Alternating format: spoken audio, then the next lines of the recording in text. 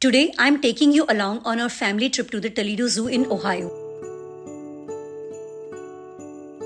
Even before entering the zoo, one thing immediately caught my attention: the huge solar panels outside. I really like seeing this because they are not just there for the looks. They help generate clean energy for the zoo while also providing shade in the parts of the parking area. It's always nice to see places making an effort towards sustainability.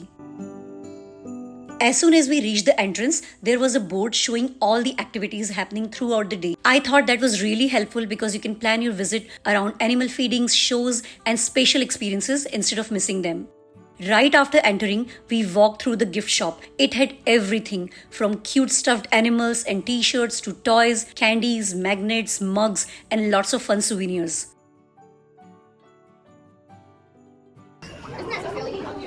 How sweet.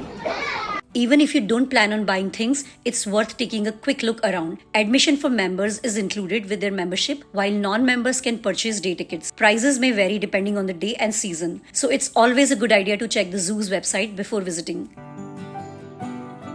One thing I really liked about Toledo Zoo is how well it's organized. The zoo is divided into different themed areas, including Arctic exhibits, Africa, Tambo Trail, the reptile house, the aquarium, and other animal habitats, making it easy to explore one section at a time. Our first stop was the sea lion exhibit, and the kids absolutely loved watching them swim and play. They were so active, and it's always fun seeing these amazing animals up close. Right next to that is the polar bear habitat. Unfortunately, we couldn't spot the polar bears. It was a very hot afternoon, so they were probably staying somewhere cooler, which is completely understandable.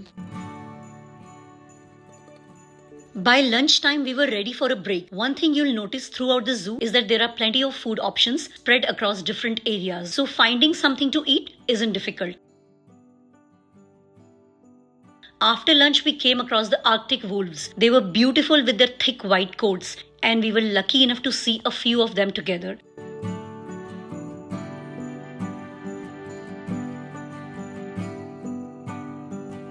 Next came one of my favorite areas, the giraffe habitat. There is a separate giraffe feeding experience where you can feed them yourself. It costs $6 for an individual basket and $12 for a family basket. It's such a fun experience, especially if you're visiting with the kids. Seeing the baby giraffe was definitely one of the highlights of our visit.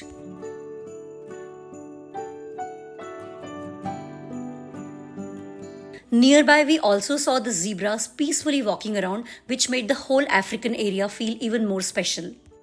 If you're visiting with children, there's also an aerial adventure area with zip lines, climbing activities, and obstacle courses. My daughter decided to try it, and she had an amazing time. The only thing I'd recommend is keeping an eye on the timing. Her activity took almost 90 minutes, which reduced the amount of time we had left to explore because the zoo closes at 5 p.m.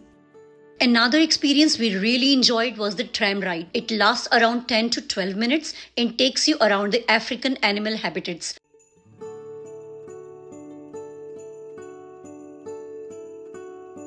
Along the way, we saw cheetahs, camels, ostriches, and several other animals. It isn't a very long ride, but it's definitely enjoyable and gives you a different perspective of the exhibits.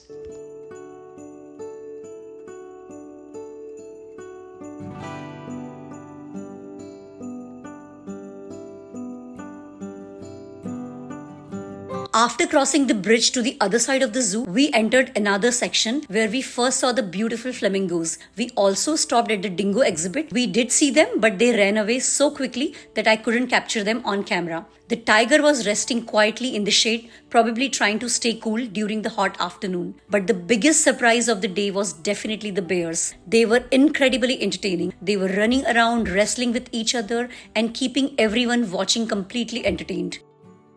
I have visited quite a few zoos over the years, but it's actually not very common for me to see bears this active. So this ended up being one of my favorite moments.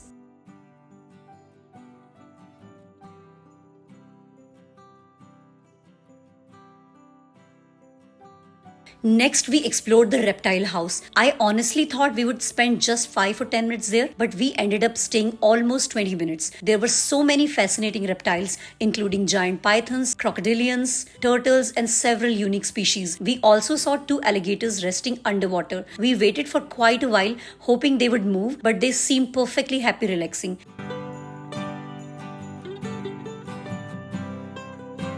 From there, we made our way to Tambo Trail, where we saw the elephants. Watching the adorable baby elephant playing with hay was such a sweet moment.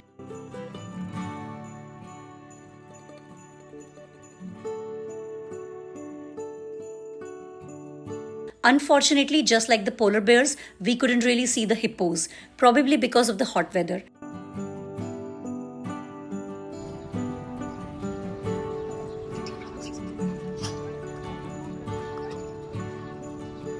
Thankfully, the rhinoceros was out, and seeing such a massive and powerful animal up close was truly impressive.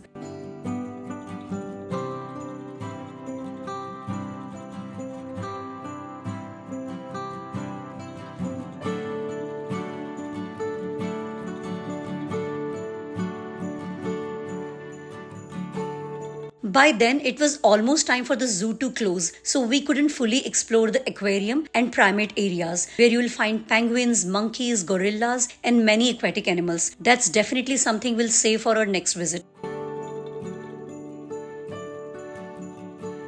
As we walked towards the exit, we noticed a large splash pad area. Since it was almost closing time, there were not any kids playing there, but it looked like a great place for children to cool off and have fun during the day. We also passed an outdoor amphitheater where the zoo hosts animal presentations and seasonal shows. If you're planning a visit, it's worth checking the daily schedule when you arrive so you don't miss any of these experiences. There are also sea lion presentations held during the day. So if you're planning your visit, I would definitely recommend checking the daily schedule when you arrive. Overall, we had such a wonderful day at the Toledo Zoo. It's clean, beautifully maintained, easy to navigate, and offers something for every age, from animal encounters and interactive experiences to playgrounds and adventure activities. If you're looking for a fun family day trip in Ohio, I can honestly say the Toledo Zoo is absolutely worth visiting, and we made some wonderful memories here.